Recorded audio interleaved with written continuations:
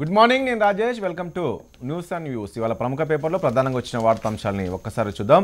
ఇక కోడికత్తి వ్యవహారం ఇప్పుడు ఆంధ్రప్రదేశ్ రాజకీయాలను కుదిపేస్తుంది. కేంద్ర రాష్ట్ర హక్కులను లాక్కోవాలని చూస్తున్నట్టు ముఖ్యమంత్రి చంద్రబాబు నాయుడు కేంద్రంపై ఆగ్రహం వ్యక్తం చేశారు.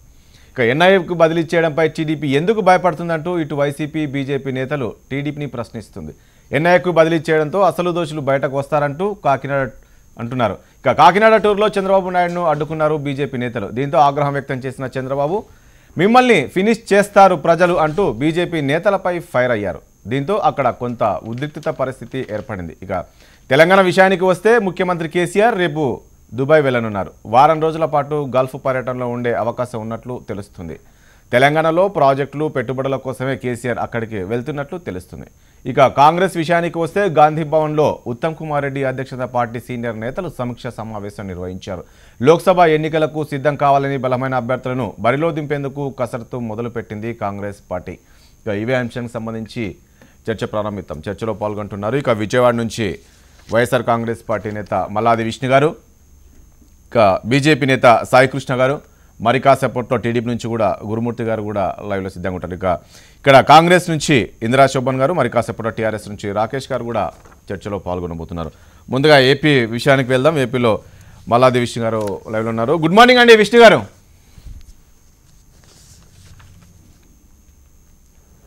విష్ణు గారు గుడ్ మార్నింగ్ సార్. ఎస్, మనం చూసాము మీరు ఏదైతే జగన్మోహన్ రెడ్డి పైన దాడి జరిగిందో, కోడికత్తి దాడి జరిగిందో, ఆ తర్వాత మీరు రాష్ట్ర ప్రభుత్వంపై నమ్మకం లేదు, అందుకే జాతీయ సంస్థతో దర్యాప్తు చేయించాలని చెప్పేసి మీరు కోరడం, అదేదో కోర్టుకు వెళ్ళడం, నిన్న ఎన్ఐఏకు అప్పగించడం, ఇదంతా చూస్తూ ఉంటే వైఎస్ఆర్ కాంగ్రెస్ పార్టీ విజయం అనుకోవచ్చా? నిన్నటి ఎన్ఐఏకి ఏదైతే ఈ కేసును బదిలీ చేశారో విజయంగా భావిస్తున్నారా? ఎట్లా చూస్తుంది YSR Congress party? Sir, first మీరు కోడికత్తి అని అన్నారు. అది కోడికత్తి కాదు, హత్యా ప్రయత్నం చేయడానికి ఉపయోగించినటువంటి కత్తి. అది కోడికి కట్టే కత్తి అంటారు కదా, అందుకనే దాన్ని కోడికత్తి అంటున్నారు.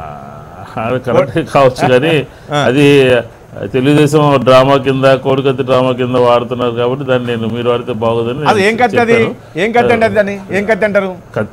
కత్తే, అది కత్తే. దాన్ని వాళ్ళు తెలుగుదేశం వాళ్ళని మాట మనకెందుకని చెప్పాను.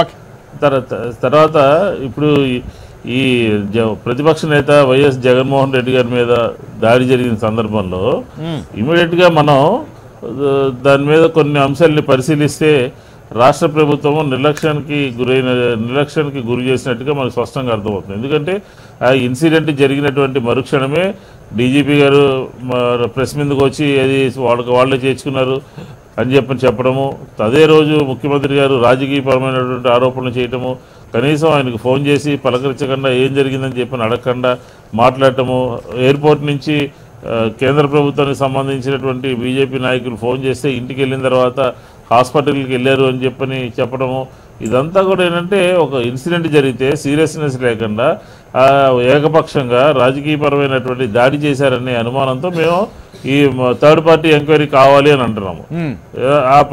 చంద్రబాబు నాయుడు గారు ప్రెస్ కాన్ఫరెన్స్లో ఆ రోజు ఏం చెప్పారు? అది కేంద్ర ప్రభుత్వం పరిధిలోది, కేంద్ర ప్రభుత్వము బాధ్యత, మాకేం బాధ్యత అని అన్నారు. అది రాష్ట్రంలో కేంద్ర ప్రభుత్వ సంస్థలైనా రాష్ట్ర ప్రభుత్వ సంస్థలైనా ఎక్కడైనా టోటల్గా ఆంధ్రప్రదేశ్లో శాంతి భద్రతలన్నీ కూడా ఎవరు చూస్తారు? రాష్ట్ర ప్రభుత్వం చూడాలి. అవును, సరే. అది తప్పించుకునేటటువంటి ప్రయత్నం చేస్తూ మాకు సంబంధం లేదు, ఎయిర్పోర్ట్ అథారిటీ చూడాలి అని చెప్పారన్నారు. సరే, ఎయిర్పోర్ట్ అథారిటీకి సంబంధించి మేము ఎలాగో థర్డ్ పార్టీ ఎంక్వైరీ అడుగుతూ ఉన్నాము. ఎందుకంటే ఈ రాష్ట్ర ప్రభుత్వం మీద, రాష్ట్ర ప్రభుత్వం కనుసనల్లో పనిచేసేటటువంటి రాష్ట్ర డీజీపీ గారు లాంటి వాళ్ళ మీద మాకు నమ్మకం లేదు కాబట్టి మేము వాళ్ళకి సహకరించడానికి మేము వెనకడుగు వేసాము, సహకరించలేదు కూడా.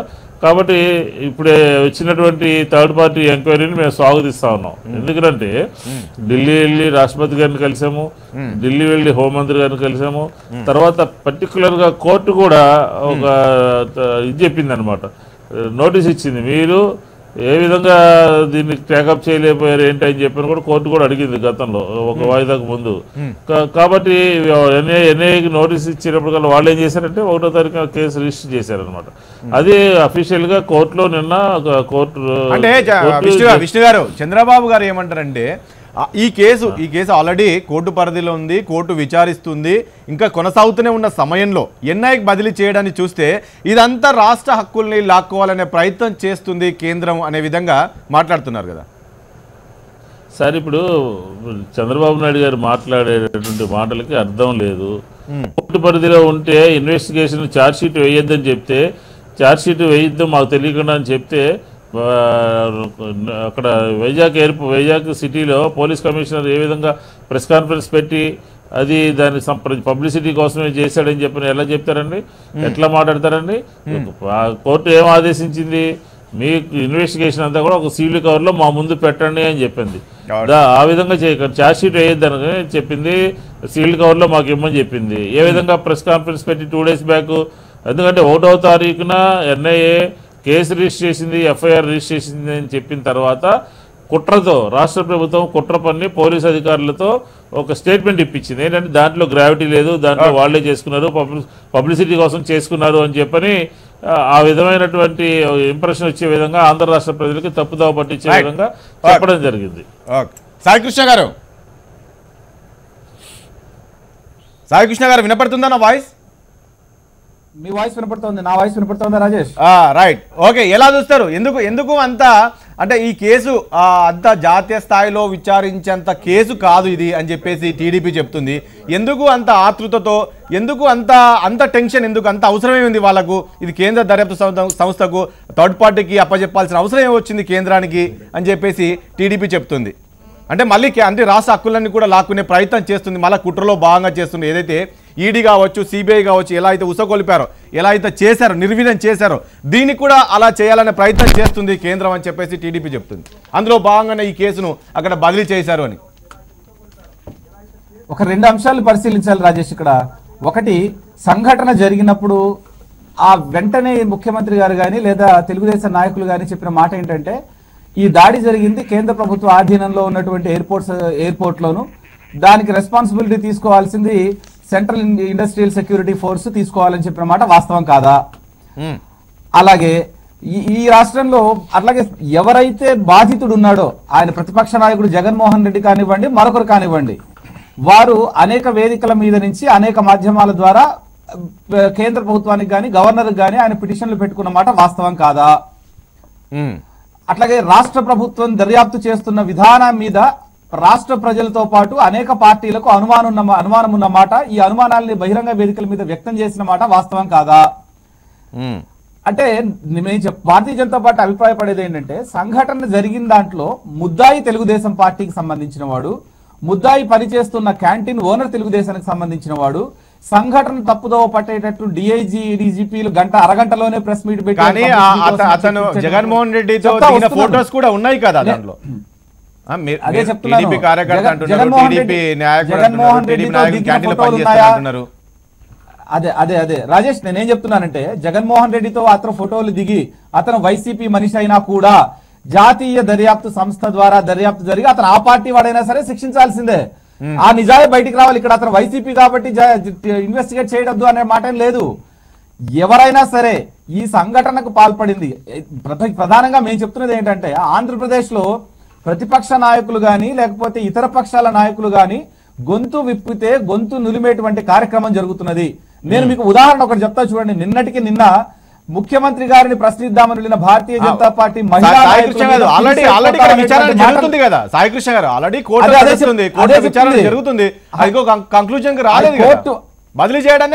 సంబంధించి అట్లేం లేదు. దానికి సంబంధించి ముద్దాయి కోరుకున్నాడు, నిందితుడు కోరుకున్నాడు, అట్లాగే ఆ బాధితుడు ఎవరైతే ఆయన కూడా కోరుకున్నాడు, అనేక పిటిషన్లు ఇచ్చారు. కాబట్టి దాని మీద నిరంతరం జరిగేటువంటి దర్యాప్తులో భాగంగానే అసలు ఇంకోటి వీరు చూడండి, మీరు ఆసక్తికరమైన విషయం ఏంటంటే, ఆ రోజు ఇది కేంద్ర ప్రభుత్వ ఆధీనంలోని సంస్థ అన్నారు. అలాగే ఏ వ్యవస్థ చేత నిష్పాక్షికంగా న్యాయ విచారణ చేసిన రాష్ట్ర ప్రభుత్వానికి లేదా?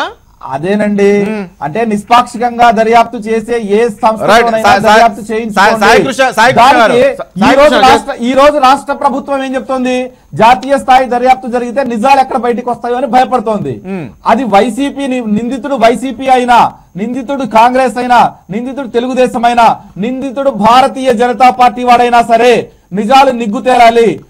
ఈ రాష్ట్రంలో ప్రజానాయకుల మీద జరిగే దాడి విషయంలో ఖచ్చితంగా నిందితులకు శిక్ష పడాలి, వాస్తవాలకు ప్రజలకు తెలియజేయాలి. జగన్ పై దాడి కేసు ఏపీ రాజకీయాలు హీట్ పుట్టిస్తున్నాయి. ఇదే అంశానికి సంబంధించి చర్చ కంటిన్యూ చేద్దాం. ఇంద్రశోభ గారు ఏం చెప్తారు మీరు? ఎందుకంటే నిన్న కేంద్రం ఎన్ఐఏకి బదిలీ చేయడం కేసు సంబంధించి అంటే అనవసరం ఇంట్రెస్ట్ చూపిస్తుంది అని చెప్పేసి చంద్రబాబు ఆరోపణలకి కాంగ్రెస్ పార్టీ ఏం చెప్తుంది?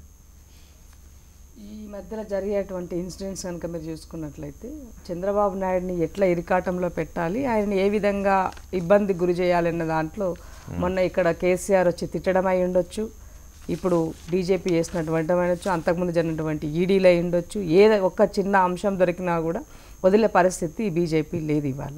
ఎందుకనంటే కక్షపూరితమైనటువంటి రాజకీయాలు చేయడం అన్నది ప్రజాస్వామ్యంలో ఇవి దేశానికి ప్రమాదము ముప్పును వాటిల్లుతాయని మాత్రం అర్థం చేసుకోవాల్సిన అవసరం ఉంది. ఒక నేషనల్ పార్టీగా నేషనల్ ఎజెండా ఉన్నటువంటి నేషనల్ పార్టీస్ ప్రాంతీయ పార్టీల వాళ్ళ కక్షపూరితమైన చేయడం వల్ల లేనిపోని వాటిపైన ఒక విశ్వాసాన్ని కోల్పోయేటువంటి అవకాశం ఏర్పడుతుంది. ఇక్కడ జగన్ పైన జరిగినటువంటి దాన్ని అందరం కూడా ఖండిస్తున్నాం. కానీ జరిగినటువంటి వ్యవహార శైలి ఆ తర్వాత అప్పటి నుంచి కేంద్ర పరిధిలోకి వస్తుందని చెప్పేసి కేంద్ర విచారణ పరిధిలోకి వస్తుందని చెప్పేసి అంటున్నారు కదా. కేంద్ర విచారణ పరిధిలో కేసు ఎక్కడ ఫైల్ చేశారు, ఎక్కడ జరిగింది అది అవన్నీ కూడా చూడాలి కదా. సీసీ ఫుటేజ్ లో ఏమేమి వచ్చినాయి అని అడిగారు ఆ రోజు. అసలు ఆ క్యాండిడేట్ వాస్తవంగా అబ్బాయి ఏం చెప్పాడు, నాకు పబ్లిసిటీ వస్తుందన్న ఉద్దేశంతో నేను చేశానని తన వాంగ్మూలం ఇవ్వడం జరిగింది. సో పబ్లిసిటీ రాజకీయ పార్టీల యాంగిల్ ఆలోచించినప్పుడు ఒకటి జరిగినటువంటి దానిని మనం ఆ సంఘటన అందరం కూడా ఖండిస్తున్నాం. బాబు గారు కూడా ఆయన స్టార్టింగ్ లో చెప్పినప్పుడు దీన్ని ఖండిస్తున్నామని చెప్పారు. దెన్ ఆ తర్వాత జరిగినటువంటి అక్కడి నుంచి హైదరాబాద్ కి రావడం ఇదంతా ఒక స్టంట్ గా కనబడుతున్న యాంగిల్లో ఆయన పొలిటికల్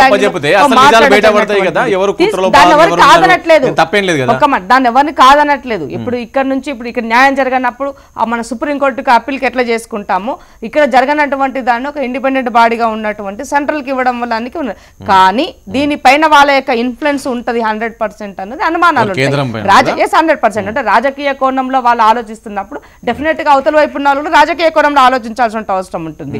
ఇవాళ ఇంత జరిగిన ఈ సంఘటన పైన ఇప్పటి వరకు కూడా అంటే బీజేపీ వాళ్ళు ఇన్ని రోజులు మాట్లాడింది, ఈ రోజు బీజేపీ బయటకు వచ్చి మాట్లాడి చేస్తున్నటువంటి దాని వెనక ఎవరి ప్రక్రియ ఇక్కడ మొన్న జరిగినటువంటి మొన్న ఏంది ఏపీలో గడియారాలు బయటకు వచ్చినాయి ఎవరితో ఉన్నారు అన్నదానికైనా అంటే టీఆర్ఎస్ తర్వాత వైఎస్ఆర్సీపీ సంబంధం ఏందో ఉన్నటువంటి బంధం బయటపడ్డది. సో ఇంటర్నల్ గా ఉన్నటువంటి బీజేపీ వైఎస్ఆర్సీపీ బంధం ఏముందో కూడా గడియారాలు ఏదైతే తయారు చేసే కంపెనీ ఉందో అది ఇక్కడ వీళ్ళకు సప్లై చేస్తే అక్కడ వాళ్ళకు సప్లై చేసే సమయంలో అది స్టిక్కర్ వేసి పంపించాడు అని చెప్పేసి అంటున్నారు. ఇక్కడ జరిగినటువంటి దాంట్లో ఇవాళ 100% బీజేపీ కక్షపూరితమైనటువంటి రాజకీయాలు చేస్తుందని ఇవాళ ఈ ఒక్క రాష్ట్రం కాదు దేశవ్యాప్తంగా తెలుస్తుంది, ప్రజలకు అందరికీ తెలుసు బీజేపీ యొక్క వైఖరి ఏంది, బీజేపీ యొక్క నైజం ఏంది అన్నదానికి. నిన్న రఫేల్ ఘటన చూసాము, మనం పార్లమెంట్ లో మాట్లాడేటప్పుడు రాహుల్ మాట్లాడేటువంటి వాటికి సమాధానం చెప్పకుండా మేము ఒక ఉన్నత కుటుంబం నుంచి రాలేదు కాబట్టి మా పైన ఆరోపణలు చేసిన ఒక పర్సనల్ ఎజెండాలోకి వెళ్ళిపోవడాన్ని బట్టే వాళ్ళంటే ఏంది ఎంత దిగజారి రాజకీయాలు చేస్తారు. 100% ఇవాళ జరిగినటువంటి ఇన్సిడెంట్ దానిపైన కూడా ఎవరైతే దాడి చేశారో ఆ వ్యక్తియే నా వాంగ్మూలం ఇది అని చెప్పిన తర్వాత కూడా మళ్ళీ మాకు న్యాయం జరగలేదు కేంద్రానికి పోతున్నాం అనుకున్నాను తలదెక్తాయి కదా వాటిపైన. గురుమూర్తి గారు, ఎందుకు టీడీపీ భయపడుతుంది ఎన్ఐఏకి అప్పచెప్పితే? ఎందుకు అంత భయం? ఎందుకంటే మీరే అంటున్నారు ఇక్కడ ఎవరున్నారో తెలిసిపోతుంది అని చెప్పినప్పుడు అక్కడ అప్పచెప్పితే అసలు దోషులు ఎవరో ఏంటనేది కూడా కుట్రభావం ఎవరున్నారో ఆ కుట్రలో ఏంటనేది కూడా బయటపడుతుంది కదా. ఎందుకు టీడీపీ భయపడుతుంది నిన్నటి నుంచి అని చెప్పేసి వైఎస్ఆర్ కాంగ్రెస్ పార్టీ ఆరోపిస్తుంది. మాకు భయం ఏంటి సార్? మాకు భయం ఏంటి? ఒకటి గుర్తుపెట్టుకోవాలి సార్, ఇప్పుడు మాట్లాడారు నాయకులు, ఆ రోజు జరిగినటువంటి సంఘటన ఏదైతే ఉందో విశాఖపట్నం ఎయిర్పోర్ట్ లో సంఘటన జరిగిన వెంటనే కోడికత్తితో జగన్ గారి మీద అటాక్ జరిగిన వెంటనే ఆయన ఏం చేశారు చెప్పండి? ఆయన చక్కగా నవ్వుకుంటా మళ్ళీ విమానం ఎక్కి అక్కడి నుంచి హైదరాబాద్ వెళ్ళి అక్కడి నుంచి హాస్పిటల్కి వెళ్ళారు. ఎవరికైనా ఒక దెబ్బ తగిలితే ఏం చేస్తారండి? తక్షణమే పక్కనే ఉన్నటువంటి హాస్పిటల్కి వెళ్ళి ట్రీట్మెంట్ చేయించుకుంటారు. పైగా ఆయన హైదరాబాద్ వెళ్తుంటే వైఎస్ఆర్సీపీ నాయకులు టీవీలో కూర్చుని ఆ కోడి కత్తికి ఏమైనా విషం పూసారేమో, ప్రమాదం జరిగితే దీని మీద తీవ్రమైన చర్యలు ఉంటే రాష్ట్రాన్ని మేము అతలాకుతలం చేస్తాం అని మాట్లాడుతుంటే అప్పటి వరకు ఆ రోజున గౌరవ ముఖ్యమంత్రి చంద్రబాబు నాయుడు గారు కేబినెట్ మీటింగ్ లో ఉన్నారు. జరిగిన సంఘటన మీద ఆ రోజున అరే ఇలా జరగటండి ఏంటని అనుకున్నటువంటి పరిస్థితిలో వాళ్ళు మాట్లాడినటువంటి మాటలో మరి ఆ రోజు రాష్ట్ర ప్రజలందరూ కూడా గమనిస్తా ఉన్నారు. ఏం మాట్లాడారు ఆ రోజున? రాష్ట్రాన్ని ఏదో పాడు చేస్తామని మాట్లాడితే అందుకని ఇంకొక విషయం కూడానండి, ఎవరైతే శ్రీనివాస్ ఉన్నాడో జగన్మోహన్ రెడ్డి గారి అభిమాని, ఆయన ఫ్లెక్సీ లేపించుకున్నది రాష్ట్ర ప్రజలందరూ కూడా చూశారు. ఇవాళ రాష్ట్ర ప్రభుత్వం చాలా ఖచ్చితంగా ట్రాన్స్పరెన్సీగా మేము దర్యాప్తు చేసి జరిగినట్టు రాష్ట్ర ప్రజలకు కూడా తెలుసు. ఎందుకంటే ఈ కేసులో చూసినటువంటి సంఘటన బట్టి ఇందాక అన్నారు కోడికత్తి అనకూడదని. కోడికత్తి అనుకోకుండా ఈతకత్తి అంటారండి. చెప్పండి ఎంత ఇది ఇవాళ ఒకటే విషయం, మాకేమి ఏ సంస్థకి ఇచ్చినా మాకేం ఇబ్బంది లేదు. కానీ జాతీయ దర్యాప్తు సంస్థ అనేది ముంబై పేలుళ్లు జరిగినప్పుడు జాతీయ స్థాయిలో మరి ఏదైతే దేశ యొక్క భద్రతకు భంగం కలిగినప్పుడు కేసులు మాత్రమే దర్యాప్తు చేస్తుంది. అలాంటిది ఈ రోజున చాలా పద్ధతిగా మేము ఇంకొక విషయం కూడానండి, ఒక్క విషయం సార్, ఆ రోజున ఎట్టాగో మా హాస్పిటల్ మీద రాష్ట్రంలో ఉన్నట్టు హాస్పిటల్ మీద నమ్మకం లేదు, వాళ్ళు డాక్టర్ల వ్యవస్థ మీద నమ్మకం లేదు. ఇవాళ మా పోలీస్ వ్యవస్థ మీద కూడా రాష్ట్రంలో ఉన్నటువంటి ఎవరు కూడా మన మీద నమ్మకం లేదని చెబుతున్నారు. ఇది ఎంత దుర్మార్గం అండి చెప్పండి. కాదు గురుమూర్తి గారు, ఒక విషయం చెప్పండి. నిన్న మీ నాయకుడు మాట్లాడుతూ అంటే ఈ హక్కులను లాక్కునే ప్రయత్నం చేస్తుంది కేంద్రం అనేది ఏదైతే చెప్పాడో, అంటే మీ ప్రభుత్వానికి, చంద్రబాబు ప్రభుత్వానికి, మీ ప్రభుత్వానికి ఏమైనా ఇబ్బందులు పెడుతుంది ఈ కేసు అనేది ఏమైనా భావిస్తున్నారా?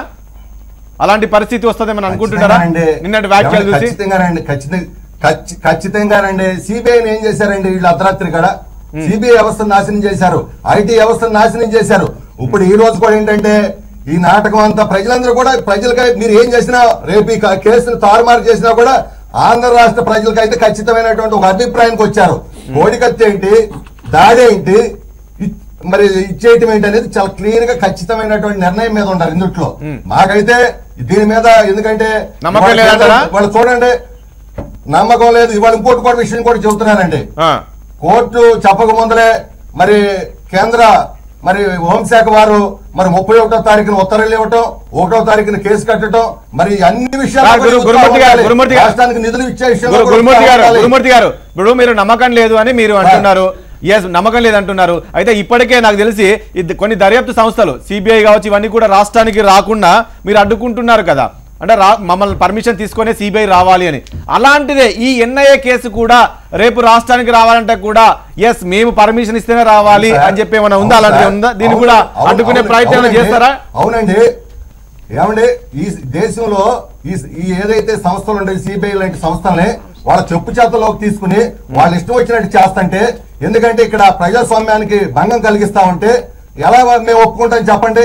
వాళ్ళు అక్రమంగా ఈ రాష్ట్రం మీద కక్ష కట్టి మా నాయకుల మీద కక్ష కట్టి దాడులు చేస్తుంటే మేము ఏ విధంగా ఒప్పుకుంటాం? అంటే ఈ దేశం మొత్తం మీద ఆంధ్రప్రదేశ్ లో మేమే దొరికాం. వాళ్ళకి తెలుగుదేశం పార్టీ నాయకులే అవినీతి పరులు, ఇంకెవరు లేరా? 29 రాష్ట్రాల్లో వాళ్ళకేమి కనపట్టలేదా? మేమైనా కూడా మేము భయపడేది లేదు. మేము చాలా మేము ధైర్యంగా ఉన్నాం. మేము ఎవరికి భయపడేటువంటి అవసరం లేదు. మా నాయకుడు ఎందుకంటే పారదర్శకతతో ఇవాళ పరిపాలన చేస్తున్నాం. మేము ఎవరికి భయపడేది లేదు అన్నప్పుడు ఎందుకు మరి మీరు ఉలికి పడుతున్నారు నిన్నటి నుంచి అనేది కదా వాళ్ళు అంటుంది. మేమే ఉలికి పట్ల హైకోర్టు ఏదైతే చెప్పిందో దాన్ని మేము స్వాగతిస్తున్నాం. కాకపోతే వీళ్ళు ఈ దర్యాప్తు సంస్థలు దెబ్బతీస్తున్నారు కాబట్టి వాళ్ళ యొక్క ఏదైతే క్రెడిబిలిటీ ఉందో దర్యాప్తు ఇప్పుడు ఈ సంస్థను కూడా రాణిస్తారా రానివ్వరా రాష్ట్రానికి? ఇప్పుడు సిబిఐని ఎలాగైతే రానివ్వమని మీరు అంటున్నారో ఇప్పుడు ఈ సంస్థను కూడా రాణిస్తారా రానివ్వరా రాష్ట్రానికి? కేసు కట్టారు, కేంద్ర ప్రభుత్వం ఆదేశించింది, చేయమనండి, మాకేం అభ్యంతరం లేదు. రాష్ట్ర ప్రజలు చాలా ఇందాక కూడా చెప్పారు, చాలా స్పష్టంగా ఉన్నారు ఈ కోడికి కత్తి విషయంలో. కాబట్టి మేము ఇందుట్లో భయపడేది ఏం లేదండి రాజేష్ గారు. రైట్, ఒక బ్రేక్ తీసుకున్నాం. బ్రేక్ తర్వాత ఇదే అంశానికి సంబంధించి చర్చ కంటిన్యూ చేద్దాం.